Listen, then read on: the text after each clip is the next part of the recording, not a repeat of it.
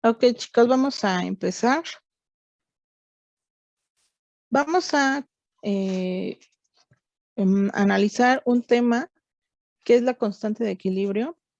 Si recuerdan en la anterior, podíamos verlo con las gráficas, la constante de equilibrio. Ahora vamos a poder determinar la constante de equilibrio, pero en reacciones que no se encuentran en la gráfica y que aparte se están llevando a una temperatura igual, diferente, ¿no? Voy a ver la dependencia de la constante de equilibrio con respecto a la temperatura. Entonces, para poderla determinar, esta constante va a tener una contribución o va a tener, ¿cómo decirlo? Tres términos que van a contribuir a su valor total. Entonces vamos a tener que determinar K subíndice 0, K subíndice 1 y K subíndice 2, donde el primer término, K subíndice 0, es el factor de la constante de equilibrio a una temperatura estándar. Ajá, entonces estamos iniciando que es una temperatura de 25 grados Celsius. Estos 25 grados Celsius, pues si nos damos cuenta, son los 298.15 Kelvin y son condiciones estándar. Esto nosotros ya lo hemos visto y nos damos cuenta que la afectación para este término solo va a estar dada por el cambio de la energía libre de Gibbs. Tengo mi constante de los gases ideales y la temperatura de referencia. Debemos de recordar que cuando estamos hablando de T subíndice 0, siempre va a tener este valor. Para mi segundo término, que es K subíndice 1, pues va a ser el multiplicador de K0 y K1, y entonces esta constante de equilibrio es a la temperatura T. Significa que ya va a ser, que es la temperatura de proceso o la temperatura en la cual se está llevando la reacción. Y entonces, ahora sí, vamos a tener que determinar el calor de reacción cuando es independiente a la temperatura. Y encontramos este término que ya hemos manejado, que es el calor de reacción. Pero ya empezamos a tener esa relación que existe entre la temperatura estándar y la temperatura a la cual va a estar trabajando el proceso. Este calor de reacción, ¿cómo lo podemos determinar? ¿Quién se acuerda? Estándar, nada más.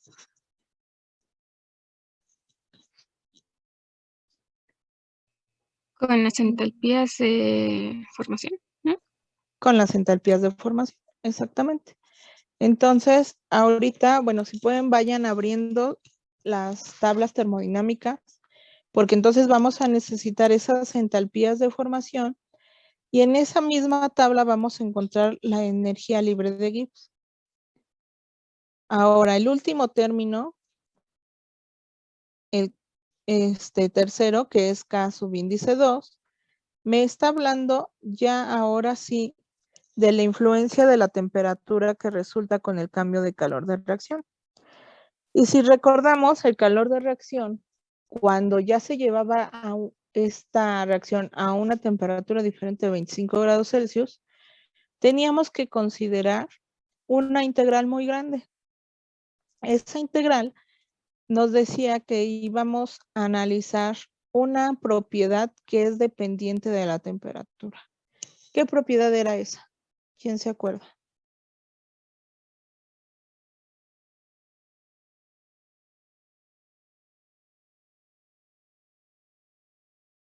¿Nadie?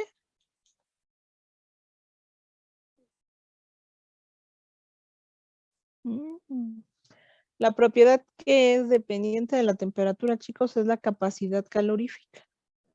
Y entonces tienen que buscar nuevamente en sus tablas la capacidad calorífica específica para sustancias puras. Y entonces K subíndice 2 me dice que va a ser Euler elevado a 1 entre la temperatura por esa integral.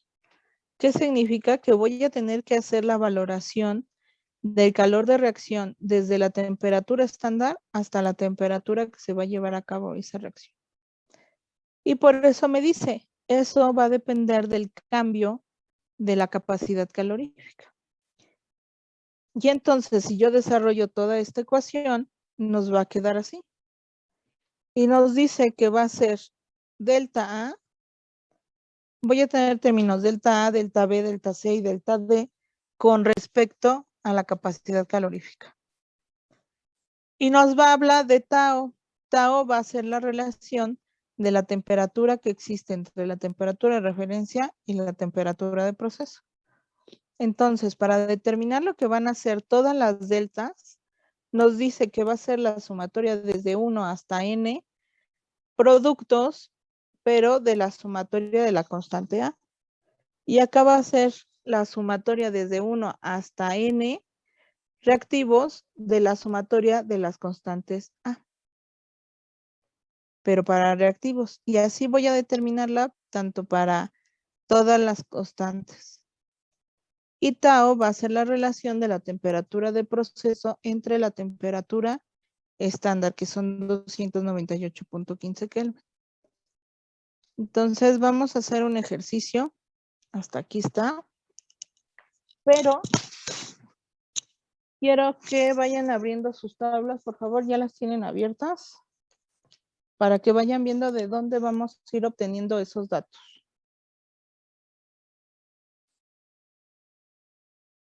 Las tablas de capacidad calorífica, profesora. Ajá, capacidad calorífica específica para sustancias puras y las tablas de calor de reacción. Ok.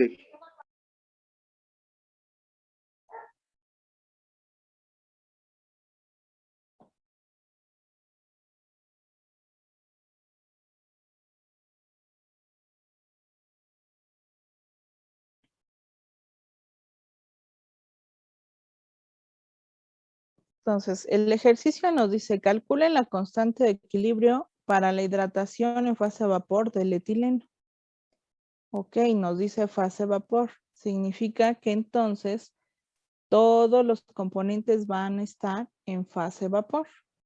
El etileno más agua en fase vapor y nos va a dar, ¿cómo se llama?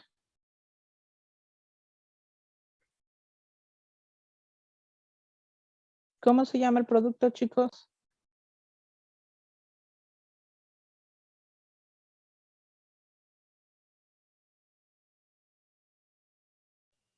Etanol. Exacto, etanol. Entonces, aquí, si se dan cuenta, tienen que recordar mucho de química y la química, así como la termodinámica, no la van a poder dejar en ya la pasé y nunca más la voy a volver a ver. ¿Por qué? Porque durante toda su carrera se van es un lenguaje con el que van a tener que estar en comunicación. Entonces, es importante que recuerden, porque si no sé de qué compuesto químico estoy hablando, pues cómo lo voy a empezar a buscar en las tablas. Entonces, sí tienen que ponerse buzos en ese aspecto. ¿Esta ecuación está balanceada?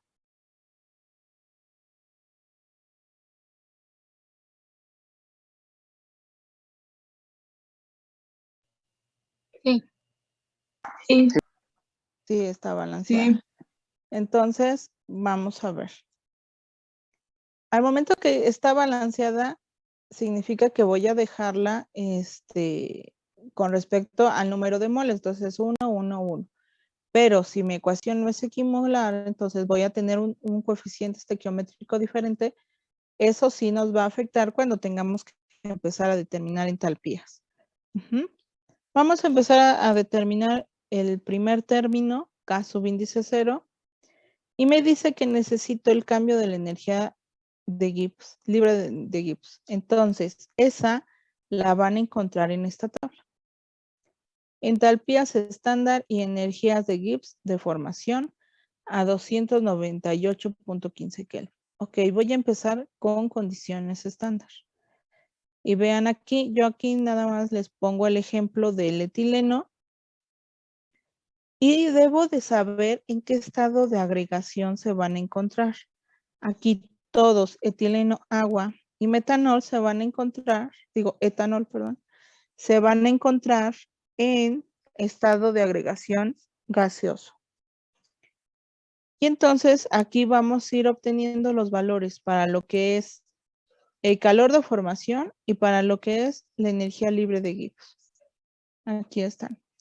Entonces díganme cuáles son los valores para el agua y cuáles son los valores para el metanol.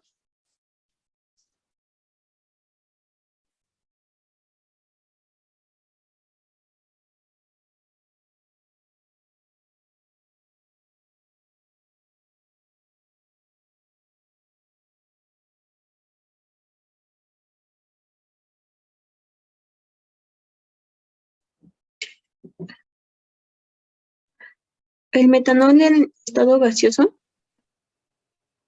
Ajá.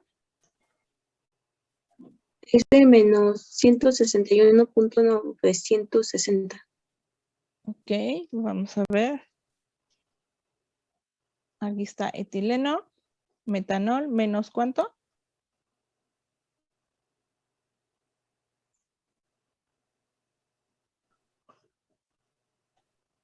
¿Sí? ¿Están bien estos datos? A ver, chequenlos en sus tablas. ¿Sí? Ok, Sí. entonces siempre tienen que verificar el estado de agregación. Porque si yo coloco, supongamos, el agua en estado líquido, ¿cuánto vale la entalpía de formación en estado líquido? ¿Es mayor o menor su valor? Es mayor, Mayor, ¿les da de qué? ¿De 200 qué? menos 285.830. 85,000. Entonces, vean, si yo voy cambiando de estado de agregación, la energía necesaria es diferente. Y entonces, imagínense, nos equivocamos y colocamos aquí a líquido, entonces ya no la estoy considerando como verdaderamente si lleva la reacción. Entonces, ahí sí tengan mucho cuidado, por favor. Ya que tenemos estos valores, vamos a encontrar ahora sí el cambio de la energía estándar. Y entonces vamos a tener que va a ser el cambio, perdón, la sumatoria de las energías libres de Gibbs de productos menos la sumatoria de energía libre de Gibbs de reactivos. Recuerden que aquí es solo un mol, pero también lo puedo dejar en joules mol, o sea, referirlo a cierta cantidad de moles. Entonces, vean, vamos a calcularla para la energía libre de Gibbs. Me dice productos. ¿Quién tengo de productos? Solo el metanol. Menos la sumatoria, ahora sí la sumatoria de mis reactivos, que van a ser el etileno más el agua. Entonces, ¿cuánto les da la energía libre de Gibbs?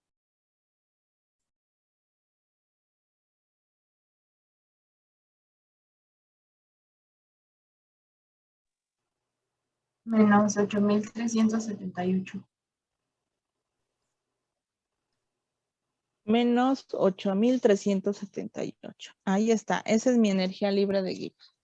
Vamos a determinar de una vez la energía, más bien el calor de formación para esta reacción. Nuevamente, productos, el metanol, menos la sumatoria de mis reactivos, el etileno y el agua. ¿Cuánto les da la entalpía, el calor de reacción?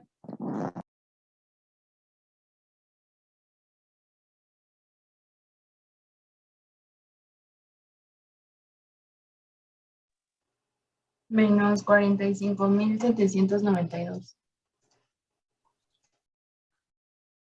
Ahí está, menos 45,792. Ese es, ya tenemos nuestros dos valores para poder empezar ahora sí a determinar cada uno de los términos. ¿Hasta aquí hay dudas? ¿Me detengo tantito o para que copien o seguimos? Por mí está bien hasta ahorita todo. ¿Sí? Ok. Entonces no tenemos dudas. Vamos a seguir. Vamos a, ahora sí, a sustituir para K0. Y entonces nos dice, es nuestra energía libre de Gibbs. Aquí tengan mucho cuidado porque la ecuación me está marcando un signo negativo. Entonces no lo puedo omitir. Es el signo negativo de la ecuación y el valor que me dé de la energía libre de Gibbs. En este caso me dio negativo, entonces el término se vuelve positivo. Entre la constante de los gases ideales y la temperatura a condiciones estándar. Ok, aquí está la constante de los gases ideales, pero está en unidades de energía, porque al final estamos determinando energía, entonces es joules, mol, Kelvin. ¿Cuál es el valor de K subíndice 0?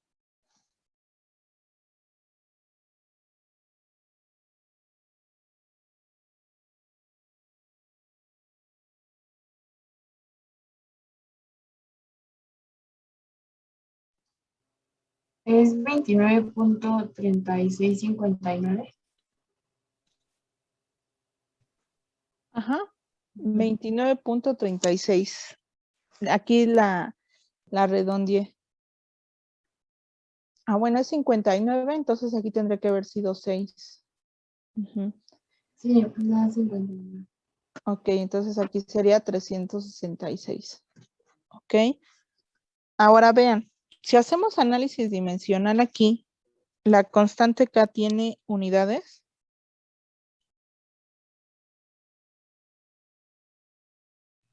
No, Sería en Kelvin, ¿no? No, Es adimensional. tiene. adimensional.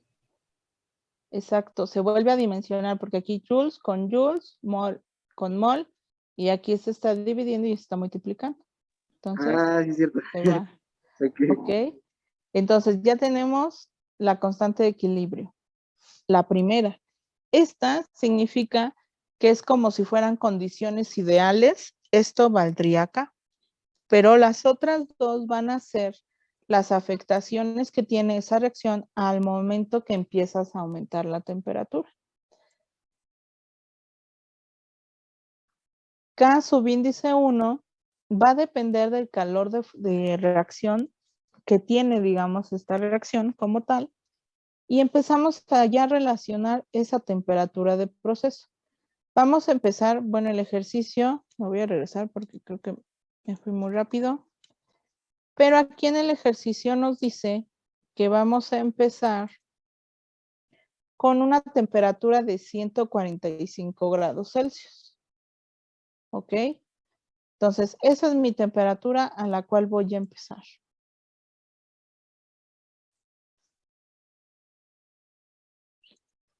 Entonces, ¿qué vamos a hacer? Ya tenemos todos los datos, si se daban cuenta. Tengo que sustituir.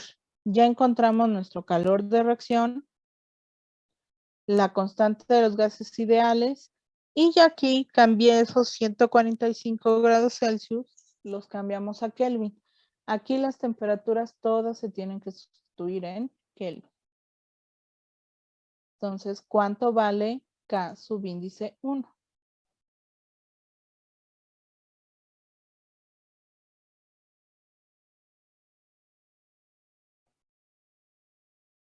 Sí, sí, creo que quedó muy junta la ecuación. Aquí sí es un menos. Aquí es menos y aquí es menos.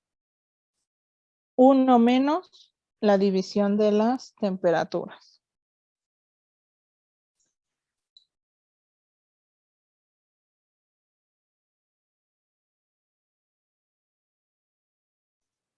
A mí me dio 4.984 por 10 a la menos 3.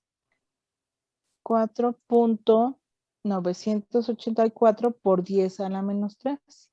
Y ya es correcto. Vean aquí, ya estoy considerando cómo me puede afectar la temperatura a mi, a mi constante de equilibrio. Significa que la estoy aumentando, entonces aquí se está teniendo esa afectación. Esta constante de equilibrio K1 es la primera afectación o el término que se está tomando en cuenta por el incremento de la temperatura. ¿Ok? ¿Hasta aquí hay dudas? hasta aquí está relativamente fácil, ¿no? Vamos a ir sustituyendo datos. Y lo importante es que nosotros determinemos bien estas: calor de reacción estándar y el cambio de la energía libre de equipo. Entonces, ¿a todos nos dio el mismo resultado? ¿Sí? Ok. Entonces, Sí. vamos con el último término. Déjame borrar eso.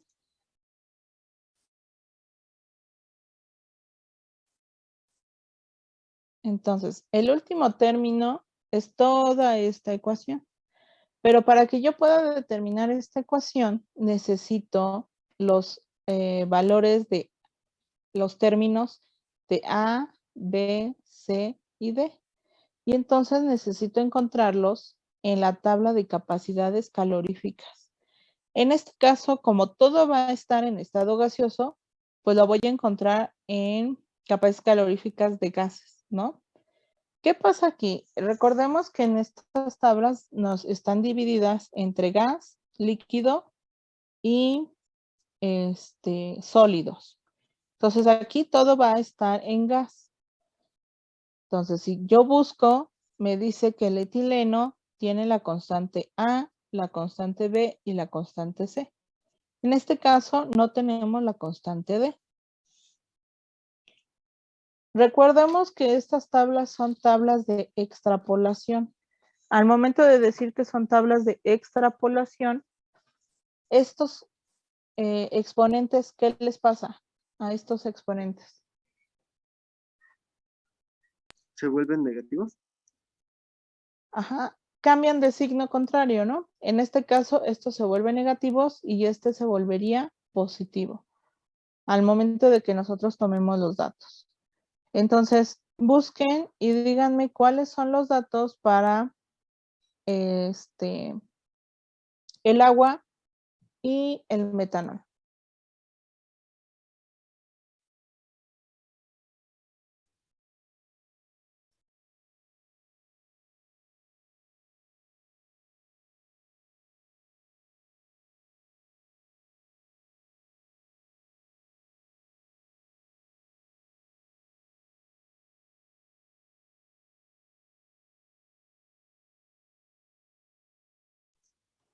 El del agua, el valor de A es de 3.470, el valor de B es 1.450, C no tiene y D es 0.121.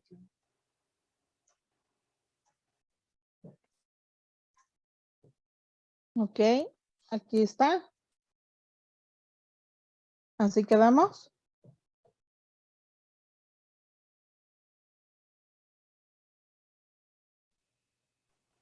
Sí, profesora. Sí, ahí está, ¿ya ven? Entonces, esta tabla que yo les pongo aquí ya tiene el cambio de los exponentes. Aquí dice a la 3, a la 6 y a la menos 5. Aquí ya los cambié, menos 3, menos 6 y a la 5. Entonces, estos datos los vamos a obtener de estas tablas para que lo tomen en cuenta para el examen, de dónde vamos a ir obteniendo todos esos datos. Ahora vamos a empezar a sustituir para poder determinar lo que van a ser nuestras deltas. La delta A me dice que va a ser la sumatoria de productos menos reactivos, pero solamente de la constante A. Y entonces van a ser productos menos la sumatoria de los reactivos. Para B, nuevamente, para C, vamos a tener productos menos reactivos y para D, si se dan cuenta, solamente un reactivo es quien lo tiene y entonces quedaría negativo, ¿no? Ese valor, porque mis productos no tienen, bueno, el etanol no tiene la constante D. Entonces solamente voy a considerar lo que vaya teniendo en cada uno de ellos. ¿Cuánto les dan todas las deltas? A ver, vamos a ver. Leonardo nos dice delta A Juan Carlos nos dice delta B. Natalia nos dice delta C. Y Samira nos dice delta D.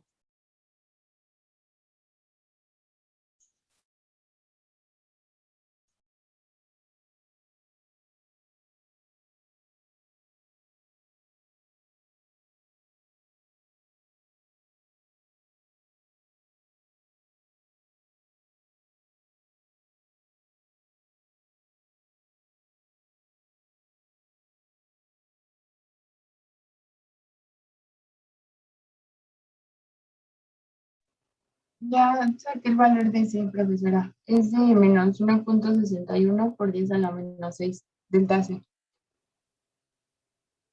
Ok, delta C. Esa ya creo. Ahorita vemos el resultado, pero está bien, creo. El A me salió de menos 1.376. Ay, ahí está. A está bien. B. ¿A quién le D. tocaba? Creo que a Juan Carlos, pero ¿a quién me está poniendo? Ajá, Leonardo está bien. B, ¿quién lo D tiene? El es... B, perdón, No, tú primero. ¿Quién El- tiene B? el B me da 4.157 por 10 a la menos 3. Ajá, está bien. C, ya no los habían dado. Menos 1.61 por 10 a la menos 6. ¿Y D cómo quedaría?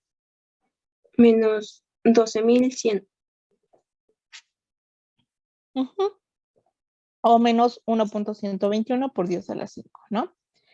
Ahí está. Ya tenemos estos valores para las constantes de lo que va a ser la variación de la capacidad calorífica. Por eso, si ustedes recuerdan en termodinámica 1, bueno, ¿sí vieron ese tema, chicos? Calor de reacción estándar y calor de reacción dependiente de la temperatura. No, ¿o sí? ¿O ya no recuerdan? Ya no recuerdo, profesora. A Osvaldo lo puedo reprobar yo, pero a los demás no sé. ¿No se acuerdan? Fíjense, esos temas son importantes porque es cuando los aplicamos aquí. Entonces, en termodinámica 1, esta variación significaba que una reacción puede generar más calor si aumento la temperatura y entonces se puede descontrolar. O resulta que necesitamos que se agregue mayor cantidad de energía para que esa reacción se pueda llevar a cabo.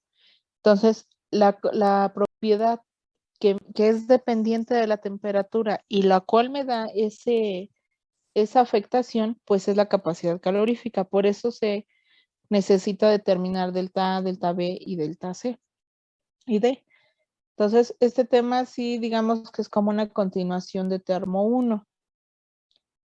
Ya que tenemos estas constantes, necesitamos, bueno, nos hace falta tau. Tau, ¿cuánto vale?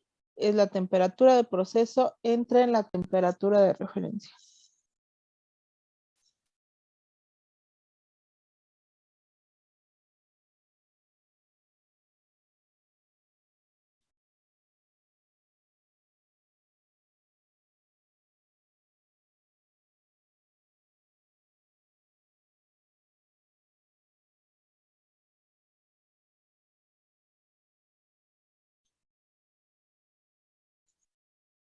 ¿Cuánto vale, chicos?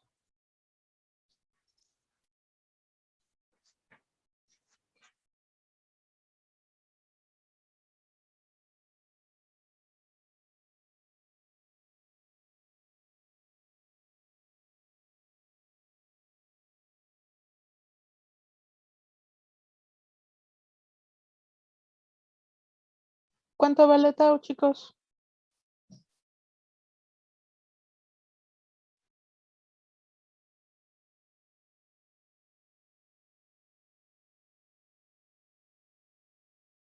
No, ninguno. 1.4. Exacto. Es solamente la temperatura del proceso entre la temperatura estándar. Entonces es 1.4, ¿ok? Voy a poner grabar para pasar lista. This meeting is being recorded. Entonces vayan poniendo presente en el chat.